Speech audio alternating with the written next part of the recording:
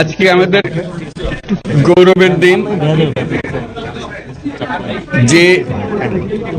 যে বিপ্লবের মাধ্যমে বাংলাদেশ আজকে নতুন বিজয় দিবস সৃষ্টি করলো, সেটাকে সামনে রেখে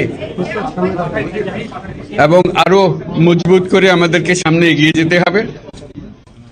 যারা এটা সম্ভব করেছে, যে তরুণ সমাজ, তাদের প্রতি আমি আবার সমস্ত প্রশংসা এবং কৃতজ্ঞতা জানাচ্ছি তাদেরকে। তারা আমার পাশে আছে। বিমানবন্দরে এসে জাতির উদ্দেশ্যে ভাষণ দিচ্ছে ডক্টর মোহাম্মদ ইউনূস। ভিডিওটি বিটিভি থেকে সংগ্রহ করা হয়েছে। এদেশকে নতুনভাবে পুনর্জন্ম দিয়েছে এবং এই পুনর্জন্মে যে বাংলাদেশ পেলাম, সে বাংলাদেশ যেন অত্যন্ত দ্রুত গতিতে এগিয়ে চলতে পারে, সেটাই হলো আমাদের শপথ। সেটা আমরা রক্ষা করতে